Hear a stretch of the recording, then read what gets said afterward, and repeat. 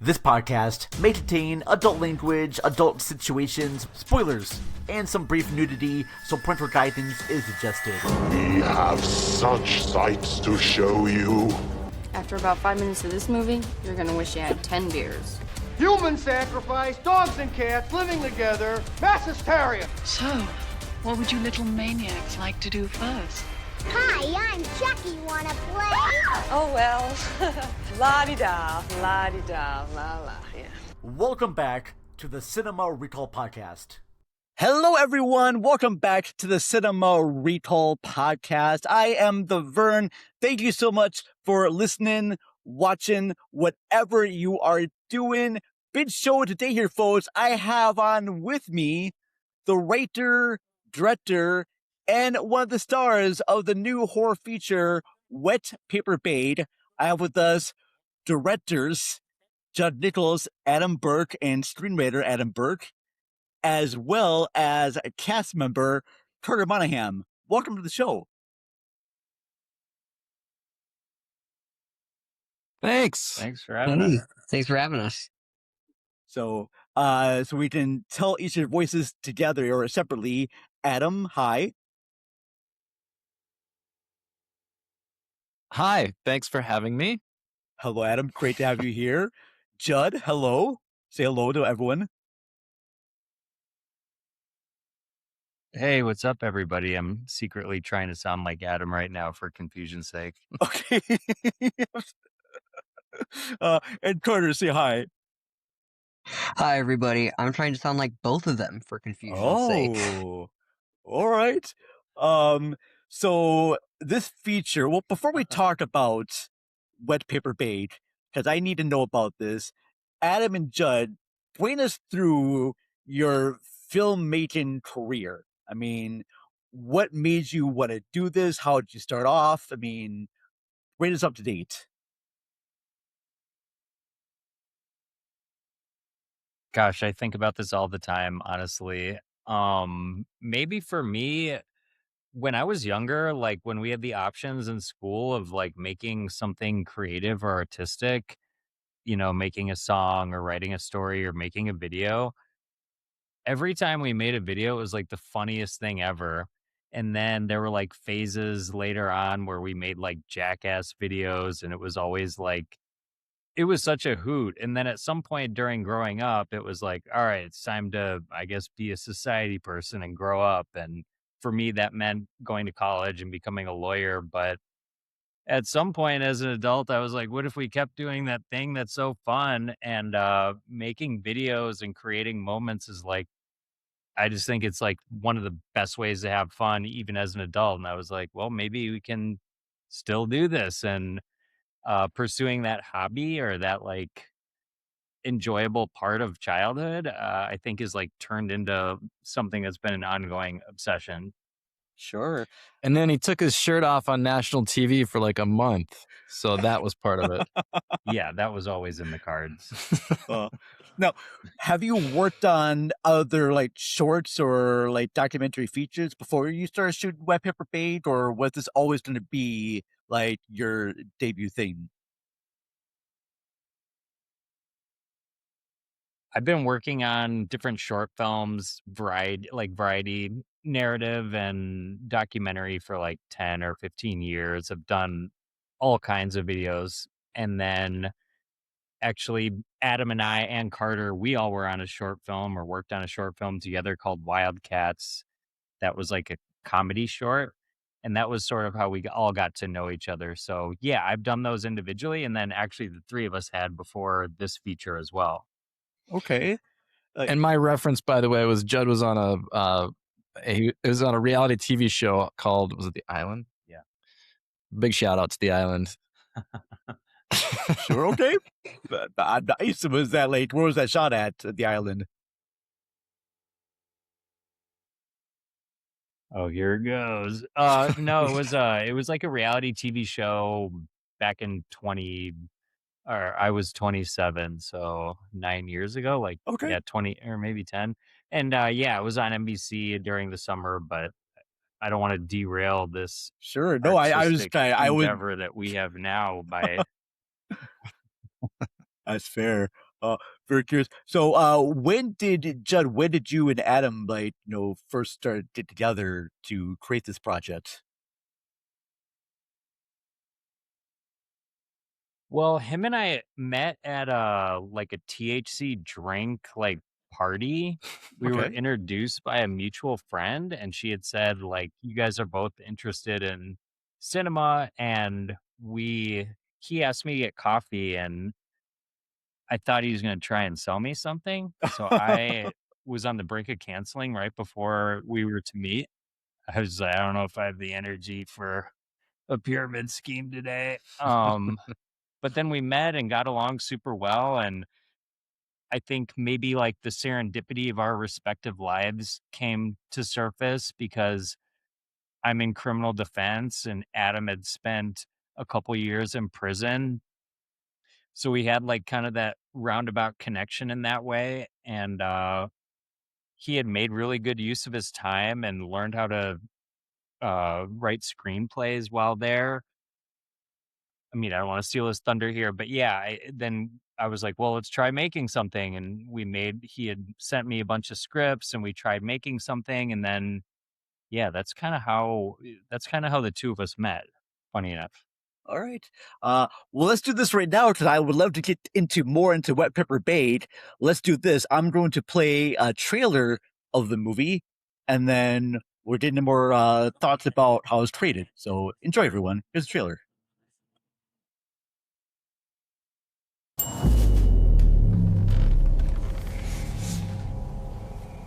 This is a new beginning.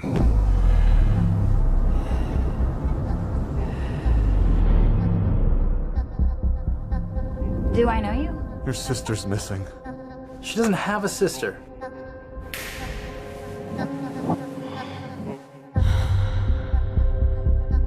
I could look into this Haberman place and see if I can find something. You already did. Haberman Wellness Center, have you gone there? I have, yes. And what do you know about them? How are things between you two sexually? Yogena Chitasya Padena Wacha.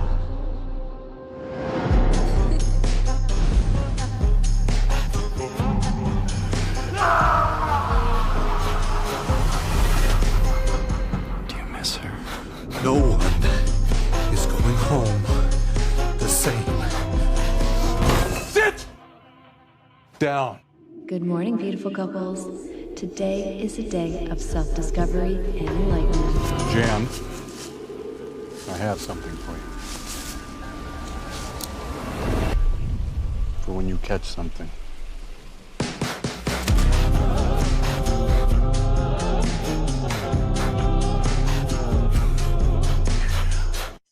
All right. Before I get into the movie, I have to just ask, who cut your trailer? Because that's a well-edited trailer. Thanks. Yeah, I think that was the two of us mostly. Was it? Okay. We did all the editing together, so we would come up. Yeah. Okay, that was very. But I will say this: we had we had an incredible composer. So if you notice, the music is it's such a huge piece of this movie, and it was actually nominated for 2 Hollywood Music and Media Awards, including Best Score for an Independent Film, and then also Best Music in a Trailer for basically all indie movies for the entire year. So it was one of 6 nominations in each category.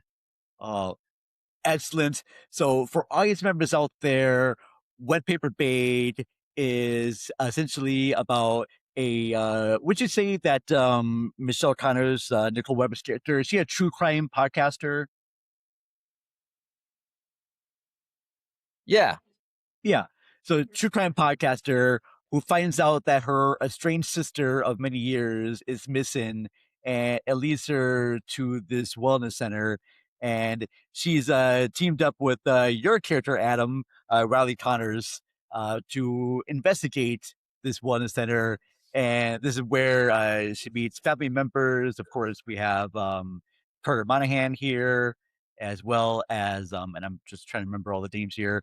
Um, yeah, Amber Rhodes as one of the members, and finally Jared Crooks as this family unit for this wellness center. And then I don't want to give any spoilers away because I want people to watch this movie. Crazy things begin happening. And I guess my first question for the filmmakers here, don't worry, Carter, I'll talk to you because your character creeped the hell out of me. All right, he did. Well, I talked to the directors here. Where did you come up with the concept of this movie? Was this something you researched, or what was the initial storyline for this? Uh, so Judd had the idea of it being a wellness or a couples retreat center, so, somewhere that there would be therapy involved. And him and his buddy worked on a short that involves, the use of pharmacologic, medicine, so some kind of like psychotropic medication. Uh, and that idea was kind of this, that was like the seed that kind of sparked the idea for making this feature. So they brought that to me and said, could we make this into a feature? And then I put pen to paper. We had a few secret weapons in our back pocket. We knew that Carter right here was probably going to be somebody that was going to be able to be in our film. And if you look at this guy, he looks like he's right out of Stranger Things. He's an incredible actor. He's done a lot of stage work. He's done some film work, and so I knew that going into the writing process that we probably had him. And then the main villain, Mike Breeden, who is a friend of ours and also an unbelievable actor, we knew that he would be a part of this. And so being able to write a character that would be so hard to cast, but knowing that he was going to be a part of it was really helpful in designing this movie into the thing that it is, which, it's got this fun kind of A24 White Lotus aesthetic to it, but it's also grounded in a warped reality that comes from probably doing too many psychedelic drugs for too long. Yeah. And that was my mistake. Yeah, Mike Breeden being one of the head charismatic characters of this family. And I made a mistake because there was actually Jared Crooks. He plays one of the couples that joins your character, Adam, as well as Nicole Weber's character. Let's get into the casting a little bit about this. Starting with our family members, Carter, how did you get involved with this feature?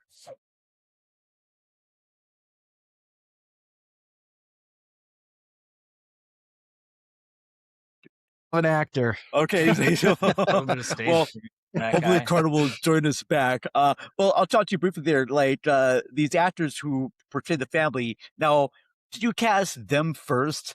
Amber Rose, Carter Monahan, and Mike Breeden. Did you cast that family first, or did you cast our main protagonist first? Well, we had Carter and Mike kind of pre-selected because we knew them and we wrote the roles for them. And then after that, we had like a table read. So we had some actors from like local actors come and read the script with us. And like when Nicole Weber came and read for Michelle, as soon as we heard her voice, especially with her character being a podcast host, we were like, oh, she's got to be Michelle. Yeah, and actually prior to that, we approached Megan McNamara, who she plays Sophie Sims, and she just knocks it out of the park in this film. And I'd seen a little bit of work. She'd worked with Judd before, but not to give anything away, there's a very adult scene in this film, and she was going to be playing that role. And so when we went and sat down with her, we obviously wanted to talk to her about that before asking her to read the script. It was like, we would need to get that out in the open and tell her this is part of the movie. Sure. And she was, I think her response was, yeah, if Jed is going to be directing, then I'm sure it'll be done tastefully. So I'm in. Okay. So he had a lot of rapport with her, and she was a huge asset. She was fantastic. But yeah, the rest of it, I think the process kind of came in different pieces, but the table read was a big part of that. When we did the table read, we were able to see who was going to be the right fit and who wasn't. And then with Julia, played by Amber Rhodes, she was like it was more of like a Zoom interview or a Zoom audition we did with her. But then I remember afterwards she had all these ideas for the character, and like she was really proactive about like what this character could be in her vision. And I think with that, her enthusiasm, that really helped us lean towards having her be our Julia. So it's kind of like there were different phases of the casting process and different ways to do it. Yep. Okay. And then you, Carter, what drew you to this movie?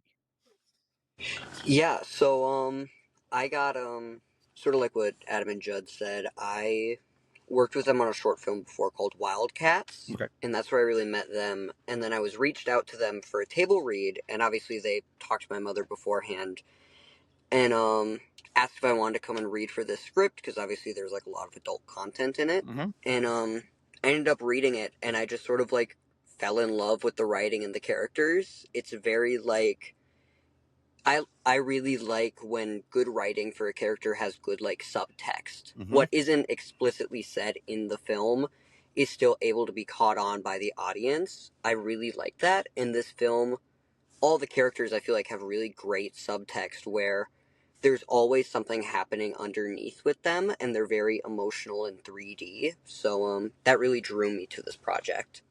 Well, yeah, because your character of Janice, at first, 'cause we're kind of seeing these things through Michelle's eyes. And when we first meet your character, he's a little bit off. You're not quite sure. Like, he's, of all the family members, he's the one that seems to be the most dangerous, even more dangerous than our lead person, Don Haberman, the, owner of this establishment, because he maybe seemed kind of like weird, and I get this sort of like sexual cult vibe going on with his characters. But with you, I mean, you seem to be holding on into a lot of like trauma, and you Yeah. witnesses all these things. And I really thought that you were the one that was doing these things, not necessarily connected to the family itself. And Yeah. then you realize throughout the course of it that your character has been, abused and manipulated by this family. And it was just a really kind of like a ride of emotions where you go from fearing for someone, but then also fearing about what's going to happen to them. Like, you start to become scared and you care for this character. Like, you don't want anything bad to happen to him. At first I was afraid of you, and then I became afraid for you, is what I'm trying to say there. Thank you. Yeah, that was definitely the intention that we were going for with that character, is how when you only look at one sort of puzzle piece, and when you sort of look at one thing, it's said a lot where it's mentioned like the first sort of interview that Michelle has with this one person, is that like they talk a lot about like when you're molded into this puzzle piece, you're always going to fit there and you can't do anything to change that. And we sort of like you sort of see that with this character, is at first you think he's just this puzzle piece that is going to be this violent, dangerous, scary person, but when you actually start to like look at him as a person and start to see him and actually try to like uncover what's really happening there, you start to see that we're not just puzzle pieces. He's not somebody that's just going to fit into this scary cult violent structure that you built up in your head. He does have these violent things. Sometimes there are some outrages, but it's all because he is scared and because he was cut this way and he wants to try to break out of that. Yes, very good performance indeed. Still have moments that still kind of freak me out. Now, when it comes to the other actors in this, like your lead character. Hold on here, because I just had it, and now I'm completely. Nicole Weber? Nicole Weber. Thank you, Michelle. Thank you. I'm just trying to remember the names of actors that are in this. How did you cast her in this? Like, where did you find her? I know she. Well, she's actually working in Atlanta right now. I took an acting class a while back, and my acting coach was and is a friend of mine, and so when we did this table read, I reached out to her and I said, "Hey, do you have any acting friends that you would want to bring with?" And she also does some casting, so she was really integral. And she sent some headshots, and she said, "I think Nicole Weber would be really good." So she brought her with, and that was the first time we met her, was at the table read. And when she started reading, it was just like, I mean, you heard her voice in the film. Yeah. That's why she was just such an easy cast. But then on top of that, she's a fantastic actress. She was great to work with. So everybody was. I mean, we really lucked out. Part of the casting process that we always talked about was, is this somebody that you'd want to go on a road trip with? That was like our litmus test. So if they check that box, then we cast them. Look at how calm Carter is in that seat in that car. I mean, true. He's the perfect road trip friend. And Adam, is this how is it like acting in a movie that you're directing and you wrote? I would say that it's something I will do different moving forward, because we were wearing so many hats every day. We'd be on set some days for 12, 14 hours. And then all of a sudden it's like, oh, I'm in this scene, go. And then I just flip to the other side of the camera and have to perform. Whereas we wouldn't want any of the other performers or actors to do that. We'd bring them in, we'd kind of talk through, or maybe rehearse or go through blocking. And I didn't really give myself as much of that space. Jared Crooks is another person who plays Pete. He was on camera. He was our DP for most of this, as well as playing a character, as well as helping with sound and lighting. Yeah, so I think that's probably, we would have built in a little bit more space. Yeah. Jeez. And then also like me playing David. Yes. So I was just like, I didn't really have the space to like get into mentally. Well, my question, when you do the table read, did you actually have these actors in mind for each of the characters, or did that develop during the table read? We did multiple table reads. So the first table read that we did was just Judd and I. And then I think the next iteration was Judd and I and Mike, who plays Don Haberman. And then eventually when we brought the first group of, professional actors in, we had Carter there, and we had, I think Nicole was there. Yeah, Nicole was there. So we had enough of the cast. And then was Megan there too? Probably. And I think Megan. So we had a big chunk of the cast, so we could really start to feel these characters come to life and see these people start to step into their shoes. And then the second table read that we did with the full group, I think we had almost everyone there except for Amber. But yeah, it was super helpful. The table read was extremely helpful. All right. And then after you get done with the table read and all the actors are assigned their parts, did you do any rehearsals before you started shooting? Where was the house that you shot this in? Well, in between the table read and casting, I mean, there was definitely a process of creating a lure and getting people to agree to the project, because we had to get people to like buy into the vision of the project. And then to answer your second question, most of this film was shot in Stanchfield, Minnesota. It's like an hour-ish from the Twin Cities, and it's shot at Grandpa's Pool House, which is kind of its own institution. Okay.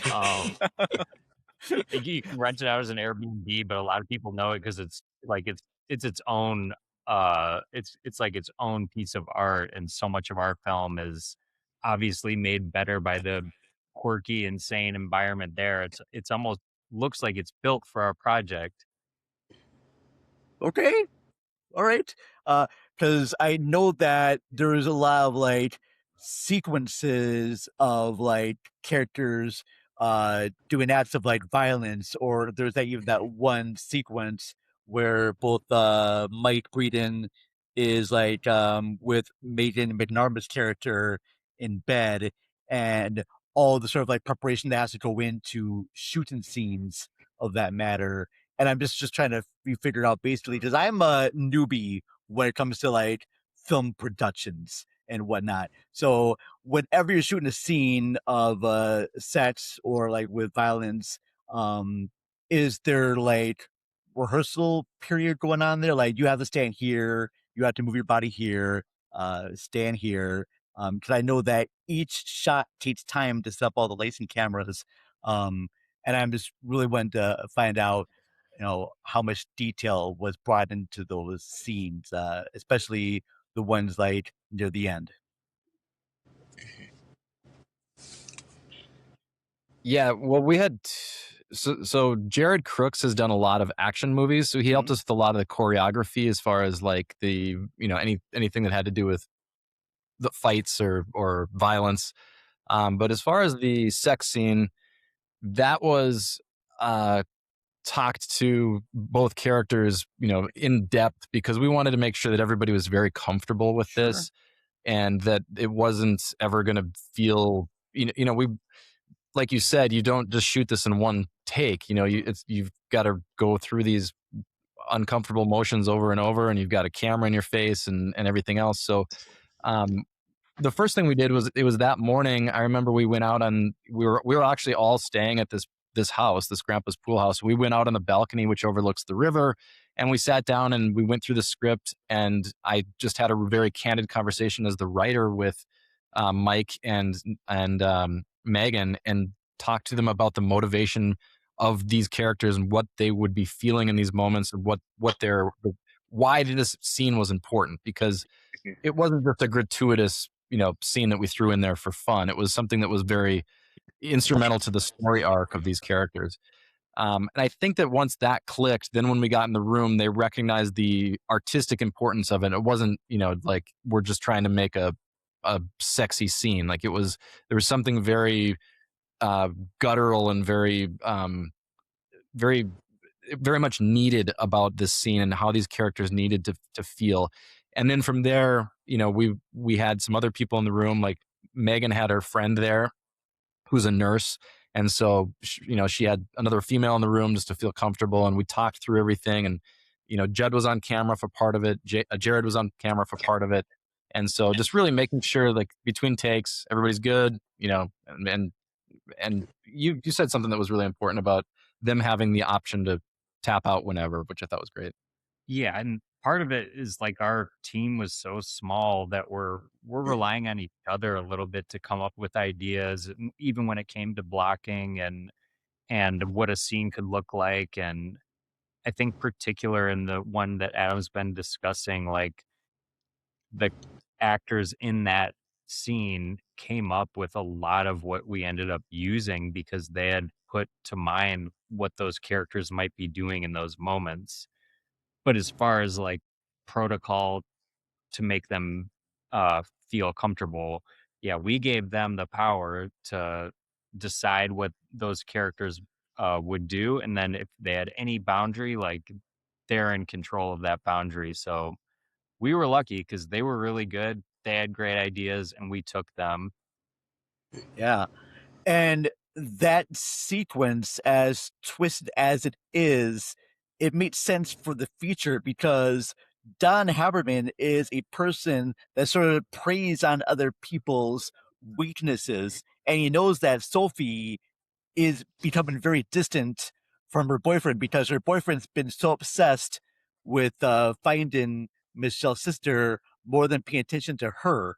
So, of course, she's going to go for a guy that pays more attention to her, and that element backfires on her. And it feels like this character is trying to expose, or basically trying to find out each of these people's secrets and expose them to his own benefits. And I feel like the same way that he does for your character, Carter, he decides to find out what your weakness is and take advantage of that.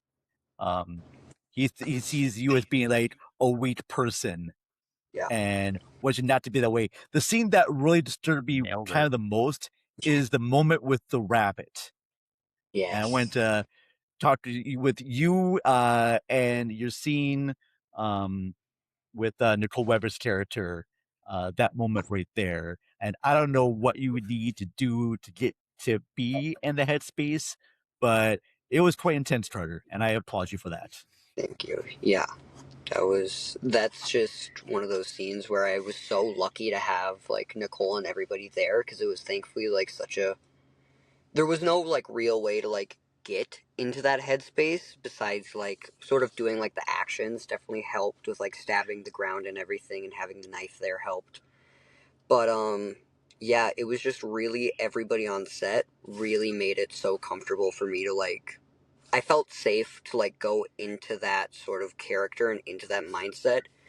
And I knew that I was in a place where I could also come out of there very easily. And like everything around me was just so like secure, and everybody was so supportive of me and of this project that like I knew that this scene was needed for the movie, and so I wasn't scared of it. Like I knew that this would turn out amazing because everybody here cared about it so much.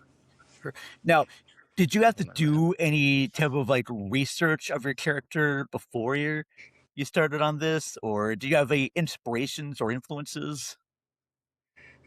I honestly like, I've never really had to like, I didn't have to research anything besides like talks with Adam about this character. Adam Okay. was very good at being able to just talk to him about anything to do with this character. So I guess for like research or inspiration, it was pretty much all what Adam would tell me tell me to play around with, or like sort of be like, here's a broad stroke, you fill in the lines of what the character is feeling. So yeah. Sure. Definitely, it works very well.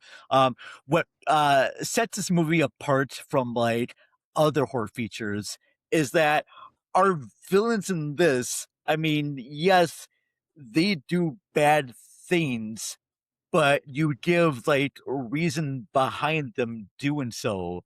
Especially when it comes to Don Haberman's persona and whatnot, being this very like dangerous person, but he has a tragedy that happens to him, which sort of sets off why he's doing these things. Now, and I'll ask you this right now, Adam, because you wrote this. Now, I have a feeling, and you can tell me if I'm wrong or right about this. But is is the is Amber Rose's character Julia, is she like really the real secret leader of this group? And like Don Haberman is sort of like the put upon person there. Like she's the one that's in control of things. Like he doesn't want to do these things, but she's sort of like making him do stuff. I'm stretching here, I know. Yeah, no. We actually played around with that idea when we were starting to develop these characters and starting to go through the first iterations. I do think that there was a moment when we had talked about Julia, the mother, being the one that was very much the manipulator and kind of the strength of the family. And that evolved a little bit. She certainly is. I mean, you can tell that she is, she's really the one that manipulates. If anybody can manipulate the guy Don, it's her, right? Mm-hmm. But at the same time, there's a moment when he overpowers her, and so there's it's kind of a power struggle at the top. And I think that they both are very damaged people that, like you said, go through this trauma and they let it totally destroy and erode their lives to the point where they're willing to ruin other people's lives. And we see that so much in society, where people go through something really challenging, whether it happens when they're a kid or it happens in their adult life. And not only do they allow it to ruin their life, but they let that poison seep into their persona, and they seem to want to wreck other people's lives in the process. And so Amber did an amazing job of towing that line of sometimes being the one in control that is this calm kind of collected person that is able to help manipulate the situation. I think you see that very much in like the first therapy session with when her and Don are sitting there with my character and Nicole. And then you see the power struggle kind of change with her and Don as the movie moves forward.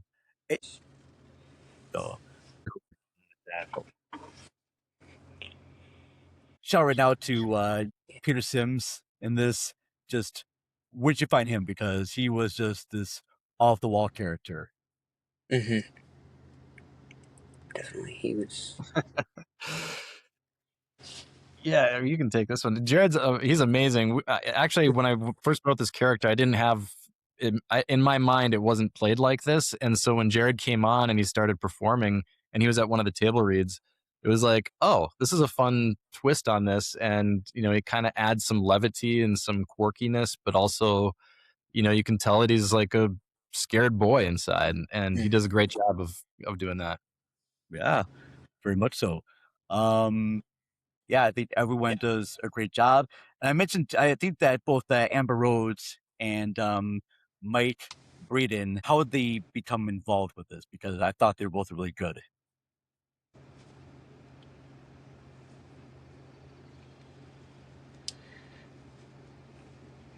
Carter, take it away. Alrighty, I guess this one's on me. No, I actually know a little bit of how Mike was casted. I'm pretty sure he's worked with Judd before on multiple projects, and he was just sort of, they've seen him at like Z-Fest and things, so that's how he was brought into it, but I don't really know Amber's. It seemed like just everyone just got involved in this wonderful project there, and it's a hell of a movie. How has the audience feedback been for this in theaters? We have one screening on June 15th in Woodbury, Minnesota. Okay. At the Woodbury 10 theaters. The reactions have been, really positive, but one thing I've learned, and I hope I'm not being too transparent, is feedback is really tough because I don't think there's a lot of incentive for someone to go to your movie and then come up to you after they've seen your movie and be like, it wasn't bad. Like, Sure. You get a lot of positive feedback. You don't know whether to trust it. And then, I can sense genuineness on some level, but one thing that has surprised me about this process is that I was so eager to get people's feedback. And then when I got it, I was like, I have no idea why I was so eager to receive that, because I either don't trust it or I'm not getting what I think might be real. Well, that's just my take on it, even though a lot of good reactions, even the things you've said during this interview, Jason, have been so astute and clear, and everything you've said about our film so far, I think, is spot on. And actually, your reaction to it is one that I trust and appreciate. Well, thank you. And the stuff that I mentioned about it is because I'm still sort of like wrestling with this movie, because I have the family who are doing these like horrible things, but yet I understand why they're doing them. It's like, it doesn't excuse them. But I think the real crux of the story is with your character, Carter, and how we see him as being one thing, but through the end of it, he has changed.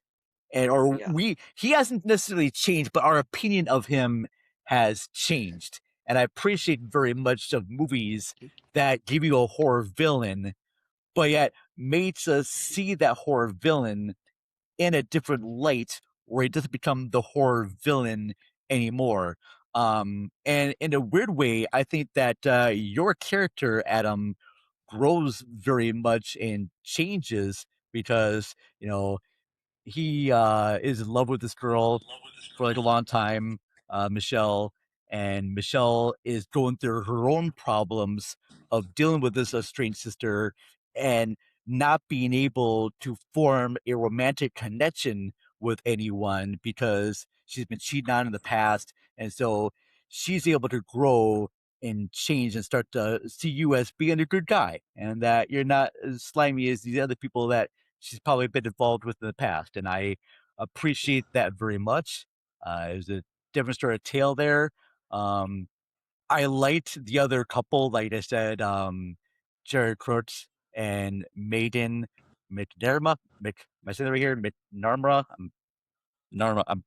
Maiden, if you're listening to this, I apologize. I'm an asshole that cannot pronounce names here at all on my own show. But I thought their dynamic was very well, and I can totally see why she wanted to leave him for this other guy, because this other person in her life is not paying any attention to her. He's more concerned about this other sister that he had an affair with than he is with her. But yeah, I thought the cast here was great because they all felt like genuine, like real people. Since you are big film fans here, all right, you love making movies, I want to know about your sort of influences, when making this. I know you mentioned like, Kubrick and other stuff, but I want to hear about your favorite filmmakers you have. Between downtime, did you have your cast watch anything to give them like, hey, I want to have the vibes of this movie, or I need to have your character be like this character from this movie?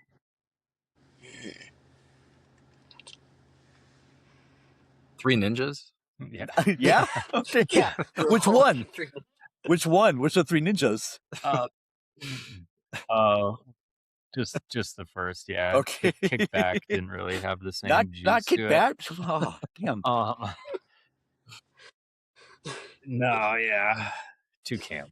I mean, I don't think we necessarily gave assignments for anyone to emulate, because I think everyone on set is pretty into films and they kind of did that on their own. Inspirations for me, I mean, I love Ari Aster. I Sure. love Sean Baker. Mm-hmm. I love man, I really loved Curry Barker's Obsession. We saw that last week. Sure. I really loved Kane Parsons' Backrooms. What's funny is I thought this movie was more of a fall film than a summer film, but then with Backrooms and Obsession, it's like, maybe I'm wrong. Yeah. Those have been, I mean, I know, huge successes. There's so many fun things happening right now because of those two, I think. Oh, 100%. So are you going to stay? We also, we went to the... Sorry. I was going to say, we went to the film Saltburn together, and not that our film has the same feel to it, but we loved the aesthetic of it. And so when we started writing our objectives down and like, what do we want this thing to look and feel like? We wanted to have like a really rich texture to it and have a lot of cool cinematic moments that also had a great soundtrack. And White Lotus we referenced just because the music is so great in that and the storylines are good.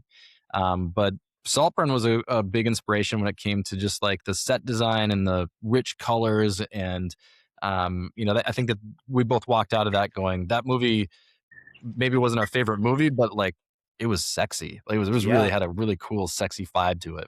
100%. Yeah. Really great stuff there. Yeah, well, I think that's going to like get close to the end here of our conversations with the filmmakers and one of the cast members of Wet Paper Bait.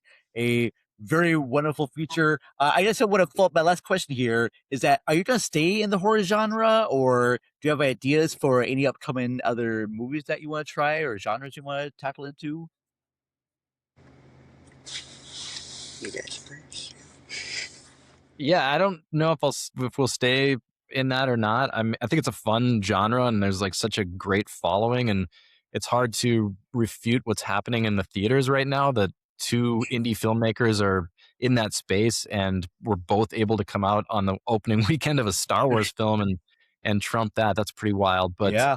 I love some sci-fi films. I love Jed's more into the horror.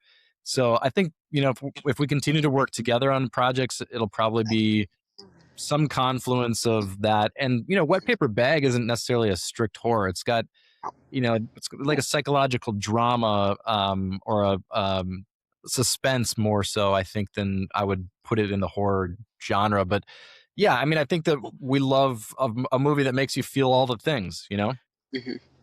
The thing with like horror is just so expansive and huge that I can just go into like different themes. So when I say like horror, it's a big umbrella of like what could be in there, and you can do other things within that genre. You could do another like zombie comedy, or hell, do a musical horror film. You can just do anything within there, even drama. Because as we saw like in Obsession, that you can do heavy drama inside a horror film. And then Wet Pepper Bake has that in it. It is a drama feature.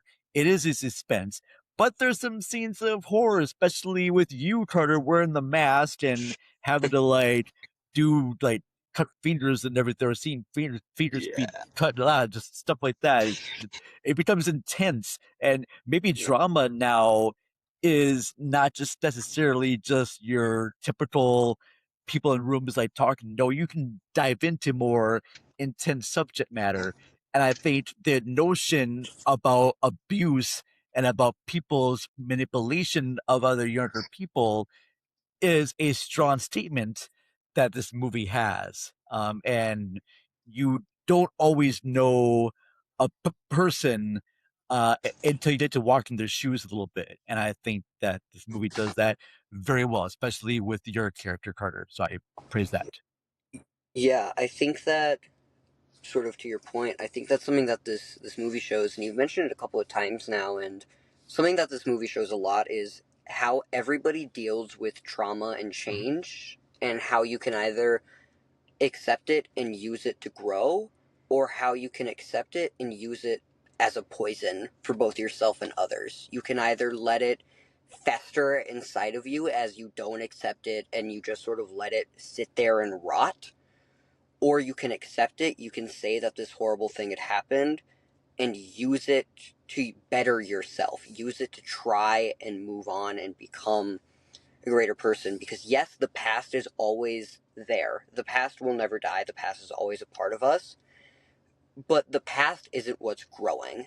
At a certain point, the past becomes something that is dead, and the future is the only thing that's really living and continuing to grow. Very well said.